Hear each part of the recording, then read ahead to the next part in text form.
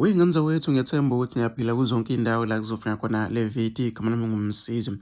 Indaba-ke evilayo njengamanje ezokutholakala-ke kwesidumbu somuntu wesilisa-ke wey'ngane zawethu lapha-ke endaweni-ke yakwaDukuza ngakwasibali-ke esitolo silele-ke etiyeleni ayaziwa-ke imbangela yokufa kwakhe. Kanti kuvele nokuthi ugwaziwe waphinde-ke wanqunywa kuqoqo amaphoyisa asefikile endaweni-ke yesigameko ukuphenya konke okwenzakele kuleya ndawo. Kanti-ke sikhulume nabantu bakuleya ndawo baveza ukuthi-ke kujwayelekile ukufa kwabantu kuleya ndawo wey'ngane zawethu, futhi-ke bayazibuza ukuthi ngoba-ke bayabazi abenzi bokubi kungani-ke bengaboshwa unomphela, ngoba-ke bayaboshwa bephinde-ke bephumele ngaphandle-ke emphakathini. Mina ngiyafisa ukuthi ngizwe uvo lwakho noma ukuthi wena cabangani-ke ngalolu daba njengoba kulesi sigameko kuvela nokuthi senzeke-ke namhlanje, ngoba abanye baveza ukuthi bazwile-ke ebusuku ngo-1 kukhona umuntu okhalayo ocela-ke usizo njengoba-ke ekuseni sekuvela-ke sekutholakala isidumbu sakhe-ke egwaziwe futhi-ke elinyazwe